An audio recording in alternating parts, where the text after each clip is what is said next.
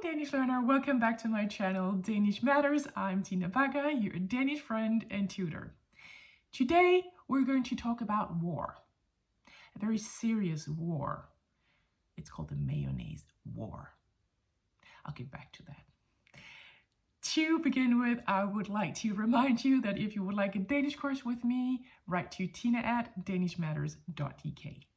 Now, if there's something that really annoys me, it's when mistakes in my own language are adopted into the dictionary.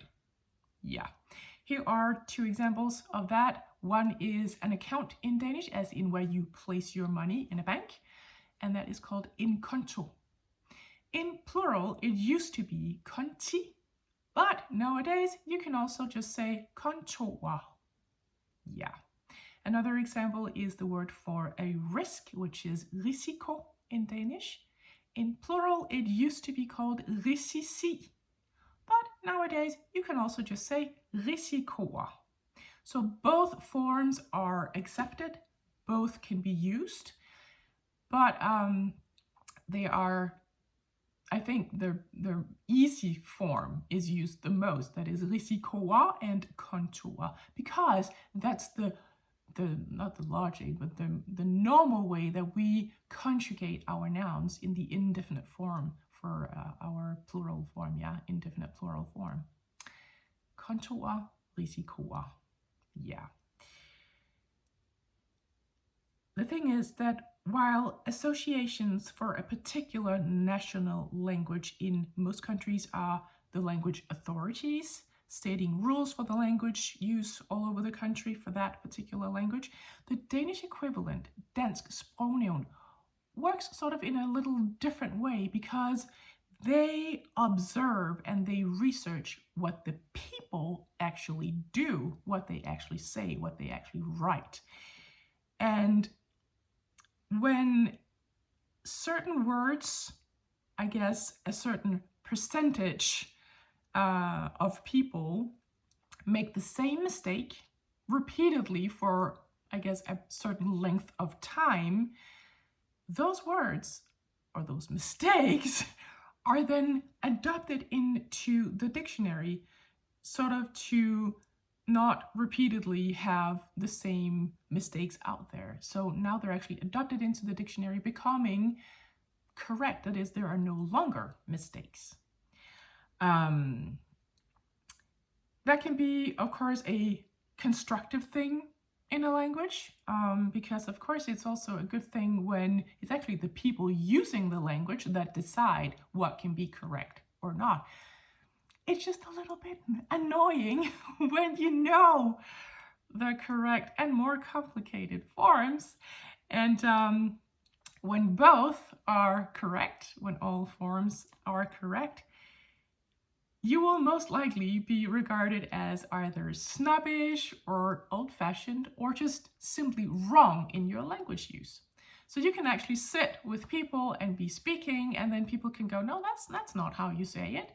And everyone, of course, today, they can just grab their phone, look it up on the internet and find out, okay, both forms are correct.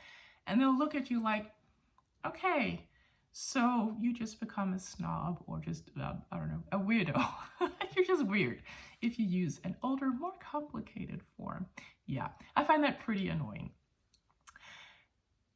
What is interesting is when the so-called Mayonnaise War, Mayonnaisekrigen, was going on. And of course, this was not a real war.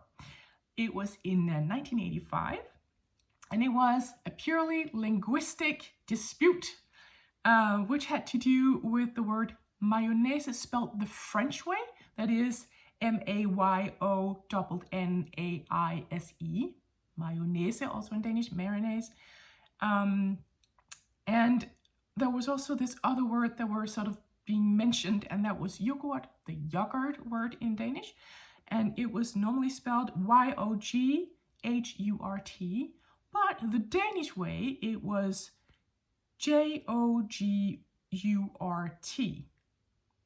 for yogurt. And I forgot to say that for mayonnaise, the Danish way was M-A-J-O-N-A like æble, S-E. It was a debate, and there were other words than these. The interesting thing about this war or dispute lies in the fact that nobody had foreseen the outcome. Research had recovered that Danes found it too difficult to spell the words in their original forms, complicated forms, or maybe originating from French. And at one point, the word mayonnaise and yogurt, together with other words, other spellings of other words, were planned to be adopted into the dictionary so that common mistakes would be eliminated and then become correct. The original forms were still to be considered correct, but the easier ones were just also going to be accepted. This caused various debates within the Danish society. It was in the media. And at one point, before this whole act could even be effectuated, the Danish government had to interfere. The result was that only part of what was planned was adopted into the dictionary. And then the most extraordinary thing happened. The Danes still tried to use the original forms instead of the new and easier forms. So the result of that was that in 2012,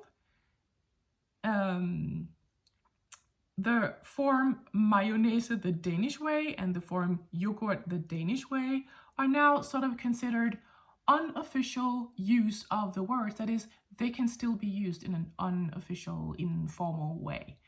But the older forms are actually considered the most correct way. So it's sort of like a whole circle from going, no, this is too complicated. Okay, we better adopt Danish ways into the dictionary, and then observing, no, the Danes are still trying to use the original forms. Okay, so that's the result of the Mayonnaise War. The end. This was the third and last video on when Danes are speaking nonsense. I hope you liked it. Please like and subscribe to make this channel grow. And I just got left to say, happy Danish learning!